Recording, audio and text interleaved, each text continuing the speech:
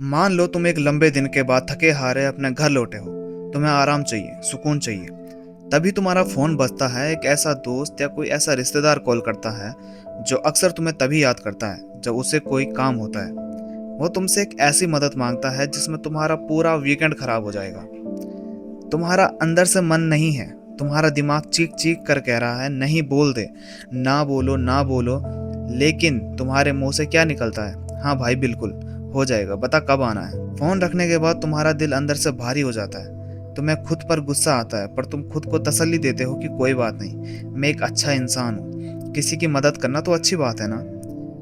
आज vertex legacy पर इसी सबसे बड़े झूठ का पर्दाफाश करेंगे। सुनने में ये बहुत कड़वा लगेगा, लेकिन सच ये है कि तुम कोई बहुत बड़े नेक दिल या महान इंसान नहीं हो। तुम्हें सबकी मदद करने की कोई बीमारी नहीं है। तुम्हें एक्चुअली रिजेक्शन से डर लगता है। तुम अच्छे नहीं हो, तुम बस डरपोक हो। तुम्हें डर लगता है कि अगर तुमने किसी को ना बोल दिया तो वो तुम्हारे बारे में क्या सोचेगा। तुम्हें डर लगता है कि कहीं तुम उनकी नज़रों में बुरे ना बन जाओ।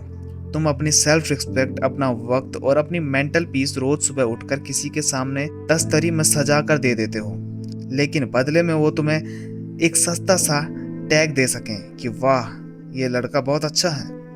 दुनिया इसी साइकोलॉजिकल कंडीशन को कहती है द गुड पर्सन सिंड्रोम। एक ऐसा दलदल जहां तुम दूसरों की नज़रों में भगवान बनने के चक्कर में अपनी ही जिंदगी में एक किरदार बनकर रह जाते हो, अपनी ही जिंदगी में एक कैदी बनकर जीते हो।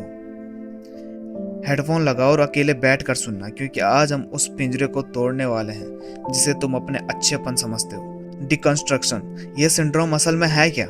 चलो इस अच्छेपन के मुखौटे को उतार कर देखते हैं कि इसके पीछे की साइंस क्या है। साइकोलॉजी की दुनिया में गुड पर्सन सिंड्रोम कोई तारीफ नहीं है। ये एक ऐसी मेंटल कंडीशन है जहाँ एक इंसान अपनी हर ज़रूरतों, अपना हर इमोशन और अपनी सेल्फ रिस्पेक्ट को हमेशा दूसरों के पीछे रख देता है। इसका मकसद किसी का भला करना नहीं होता। असली मकसद होता है वैलिडेशन पाना, एक ऐसी भूख जो कभी खत्म नहीं होती। अगर तुम्हें लगता है कि तुम इस ट्रैप में नहीं हो, तो चलो चेक करते हैं। मैं तुम्हें इस बीमारी के 4 सबसे बड़े लक्षण बताता हूँ। ध्यान से सुनना और खुद से सवाल करना है कि क्या तुम भी ऐसा करते हो। पहला लक्षण, हर बात पर हाँ बोलना। तुम्हारे पास खुद के काम के लिए वक्त नहीं है। तुम्हारी अपनी पढ़ाई, अपना करियर या अपना बिजनेस पीछे छूट रहा है, लेकिन अगर किसी ने अचानक आकर कोई काम बोल दिया तो तुम्हारा दिमाग बिना सोचे समझे हाँ बोल देता है। तुम दूसरों के शेड्यूल के हिसाब से अपनी जिंदगी चलाते हो। दूसरा लक्षण, बिना किसी गलती के बार बार सॉरी बोलना। क्या तुम रास्ते में किसी से हल्के से भी टकरा जाओ तो तुरंत सॉरी बोलते हो? वो तो ठीक है, लेकिन जब कोई दूसरा तुम पर गुस्सा करता है या कोई सिचुएशन खराब हो जाती है जिसमें तुम्हारी कोई गलती नहीं थी, क्या तुम तब भी माहौल शांति बनाए रखने के लिए सॉरी बोलकर मामला रफा दफा कर देते हो? अगर हाँ, तो तुम गलती का नहीं, उनके नाराज होने का डर झेल रहे हो। तीसरा लक्षण, दूसरों के मूड को ठीक करने का ठेका लेना। अगर तुम्हारे घर में, तुम्हारे दोस्तों में या तुम्हारे पार्टनर का मूड खराब है, तो क्या तुम्हारे अंदर एक ऐसी अजीब सी बेचैनी शुरू हो जाती है? तुम्हें लगता है कि जब तक वो इंसान हंसेगा नहीं तब तक तुम चैन से नहीं बैठ सकते, जैसे उन्हें खुश रखने की पूरी जिम्मेदारी भगवान ने सिर्फ तुम्हें दी हो। चौथा और सबसे खतरनाक लक्षण, अपने गुस्से को अंदर ही अंदर दबा देना। तुम्हें बुरा लगता है, तुम्हारा दिल दुखता है, तुम्हें लोगों पर गुस्सा आता है, लेकिन तुम कभी चिल्लाते नहीं हो, तुम अपनी आवाज ऊंची नहीं करते। तुम अंदर ही अंदर उस गुस्से को, जहर को पीते रहते हो, इसलिए ताकि किसी के सामने तुम्हारी वो शांत और सुलझे हुए लड़के वाली इमेज खराब ना हो जाए। अगर इन चारों में से 2 चीजें भी तुम्हारे साथ होती हैं तो तुम इस दलदल में बहुत गहरे धंस चुके हो।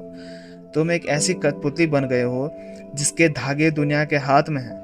वो जब चाहे तुम्हें अच्छा बोलकर हंसा देते हैं और जब चाहे तुम्हें इग्नोर कर कर रुला देते हैं। सवाल ये उठता है कि ये बीमारी तुम्हारे अंदर आई कहाँ से? किसने बोला था ये डर तुम्हारे दिमाग में? रूट काउस, ये बीमारी आई कहाँ से? The childhood loop. चलो वक्त के पन्नों को थोड़ा पीछे पलटते हैं। ये जो सबको खुश रखने का डर है ना, ये तुम लेकर पैदा नहीं हुए थे। जब तुम पैदा हुए थे तुम आजाद थे। तुम्हें जब गुस्सा आता था तुम रोते थे, चिल्लाते थे, जब खुशी होती थी हंसते थे। किसी के बाप का डर नहीं था।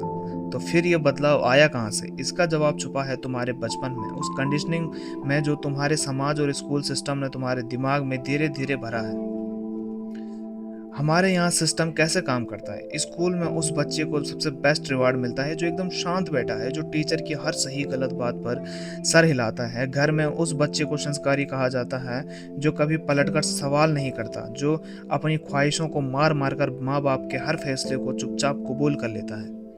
दिमाग की एक फितरत होती है, वो हमेशा रिवॉर्ड के पीछे भागता है और पनिशमेंट से बचता है। बचपन में जब भी तुमने अपनी आवाज़ उठाई होगी, जब भी तुमने किसी चीज़ के लिए जिद करी होगी या ना बोला होगा, तो बदले में तुम्हें क्या मिला? या तो डांट मिली या फिर गुस्सा। सबसे खतरनाक चीज़ जो मिली उसे साइकोलॉजी में कहते हैं विड्रॉवल ऑफ लव। यानी जब तुमने उनके हिसाब से काम नहीं किया तो उन्होंने तुमसे बात करना बंद कर दिया, अपना प्यार दिखाना बंद कर दिया। उस छोटे से बच्चे के दिमाग ने तब तक एक बहुत बड़ा और गलत सबक सीख लिया।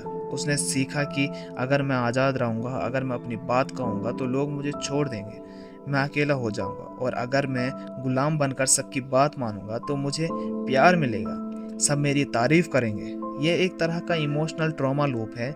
तुमने दूसरों की खुशी के लिए अपने अंदर के उस आज़ाद बच्चे को गला घोट के दिया। आज हम 20 या 25 साल के हो गए हैं, लेकिन अंदर से आज भी वही छोटा बच्चा बैठा है जो इस डर में जीता है कि अगर मैं किसी को नाराज़ किया तो मैं अकेला रह जाऊंगा। बड़ा बैंक बैलेंस, अच्छी बॉडी या बढ़िया करियर तो बना लोगे, लेकिन जब तक इस मेंटल लूप से बाहर नहीं निकलोगे तुम हमेशा एक ऐसी शख्सियत रहोगे जिसे कोई भी आकर दबा सकता है, क्योंकि तुमने सीखा है कि आज़ाद रहने से बेहतर है किसी की वैलिडेशन का गुलाम बने रहना। द डार्क साइड, इसका अंजाम क्या होता है? तुम्हें लगता है कि सबके सुनते सुनते एक दिन सब ठीक हो जाएगा, लोग तुम्हारी कदर करने लगेंगे, लेकिन सच्चाई इसके बिल्कुल उल्टी है। इस अच्छेपन के दलदल का अंजाम इतना भयानक होता है कि तुम अंदर से पूरे खोखले हो जाते हो। इसका पूरा पहला और खतरनाक अंजाम है रिजेंटमेंट, अंदर की नफरत। जब तुम रोज किसी न किसी के लिए अपना नुकसान करते हो, अपनी नींद खराब करते हो, अपने सपने छोड़ते हो, तो धीरे धीरे तुम्हारे अंदर एक गुस्सा जमने लगता है। तुम्हें उन लोगों से नफरत होने लगती है जिनकी तुम मदद कर रहे हो, क्योंकि अंदर से तुम जानते हो कि अगर आज तुम किसी की मुसीबत में फंस गए तो इनमें से भी एक इंसान तुम्हारे लिए खड़ा नहीं होगा। तुम अंदर ही अंदर एक चिड़चिड़े और नफरत से भरे इंसान बनने लगते हो, भले ही बाहर तुम्हारी नकली मुस्कान बनी रहे। इसका दूसरा अंजाम, तुम टॉक्सिक लोगों के लिए चुंबक यानी मैग्नेट बन जाते हो। दुनिया में जो मैनिपुलेटर्स हैं, जो नार्सिसिस्ट हैं, उनकी नज़रें हमेशा तुम जैसे गुड पर्सन को ढूंढते हैं। उन्हें पता है कि इस इंसान के पास नो बोलने की ताकत नहीं है, इसे जितना चाहे निचोड़ लो, इसका जितना चाहे फ़ायदा उठा लो, ये पलट कर वार नहीं करेगा, और तुम उनके हाथों की कठपुतली बनकर उनके हर सही गलत काम करते रहते हो, सिर्फ इस उम्मीद में कि शायद अब वो तुम्हें अपने दोस्त मानेंगे, शायद अब वो तुम्हारी इज्जत करेंगे। लेकिन अफसोस, लोग तुम्हारी इज्जत नहीं करते, लोग तुम्हारा इस्तेमाल करते हैं, और जिस दिन तुम्हारा इस्तेमाल ख़त्म उस दिन तुम्हारा अच्छापन भी उनके लिए बेकार हो जाता है। और तीसरा सबसे बड़ा नुकसान, लॉस ऑफ आइडेंटिटी, अपना वजूद खो देना। दूसरों की पसंद, दूसरों के मूड और दूसरों के हिसाब से जीते जीते एक दिन ऐसा आता है कि जब तुम आईने के सामने खड़े होते हो तो खुद से पूछते हो, मैं असल में कौन हूँ? तुम्हें खुद नहीं पता कि तुम्हारी अपनी पसंद क्या है, तुम्हारा अपना शौक क्या है, तुम्हारा अपना मकसद क्या है। तुम बस एक ऐसी लस्ट बनकर रह जाते हो जिसे समाज जिधर चाहे धकेल ले।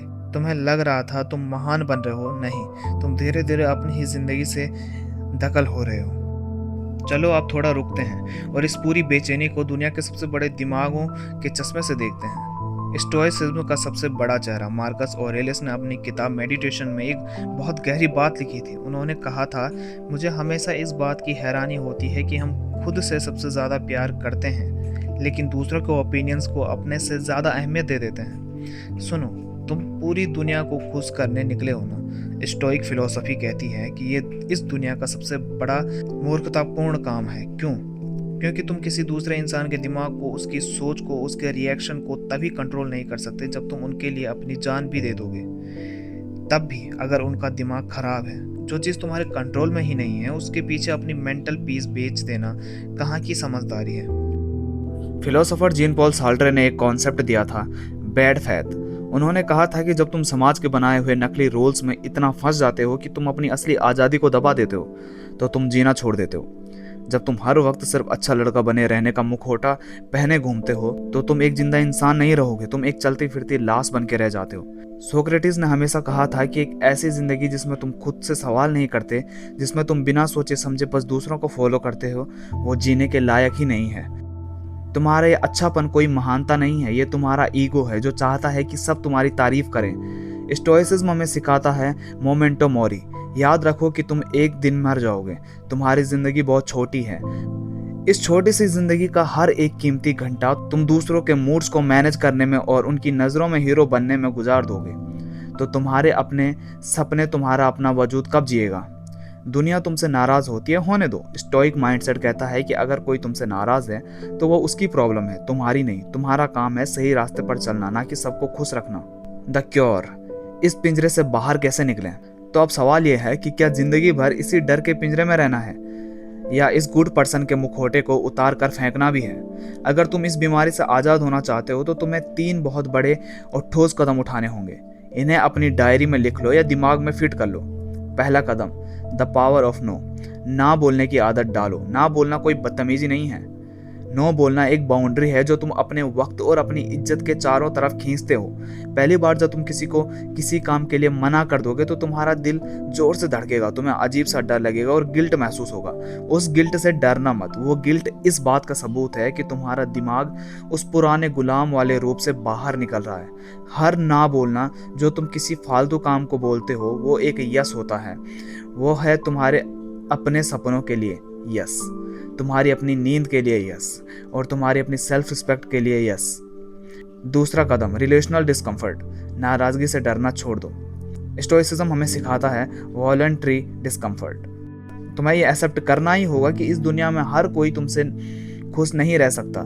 कुछ लोग तुमसे नाराज होंगे, कुछ लोग तुम्हें घमंडी कहेंगे, कुछ लोग बोलेंगे कि ये तो बदल गया है। उन्हें बोलने दो। उनकी इस नाराजगी के साथ शांति से जीना सीखो। जब तुम ये एक्सेप्ट कर लेते हो कि किसी का बुरा मान जाना तुम्हारा वजूद को ख़त्म नहीं कर सकता, तो तुम सच में आज़ाद हो जाते हो। तीसरा कदम, सेल्फ वैलिडेशन। अपने आईने खुद बनाओ। दूसरों से थैंक यू, वाह क्या लड़का है, या सोशल मीडिया के लाइक्स पर डिपेंड रहना बंद करो। जब तुम सुबह उठते हो तो खुद से पूछो कि क्या तुम आज अपने रास्ते पर चल रहे हो। अगर तुम्हारा दिल कहता है कि हाँ, तो तुम्हें दुनिया के किसी भी सर्टिफिकेशन की ज़रूरत नहीं है। अपने वजूद की कीमत दूसरों के ओपिनियन से तय करना बंद करो। भाई, दुनिया तुम्हें एक अच्छा इंसान तभी तक बोलती है जब तक तुम उनके हिसाब से चलते हो। जिस दिन तुमने अपने लिए जीना शुरू किया वही लोग तुम्हें मतलबी बोलने लगेंगे। और सच बताऊं, उस दिन खुश होना, क्योंकि उस दिन तुम किसी के सस्ते अप्रूवल के कैदी नहीं बल्कि अपनी ज़िंदगी के मालिक बन जाओगे। अपने अंदर के उस डरपोक गुड बॉय को आज ही मना कर दो, और अपने अंदर के उस डरपोक गुड बॉय को आज ही मरने दो और एक आज़ाद सुलझे हुए इंसान को जन्म दो। जिंदगी तुम्हारी है, फैसला भी तुम्हारा होना चाहिए। Welcome to the new era of your life. Keep observing, keep growing.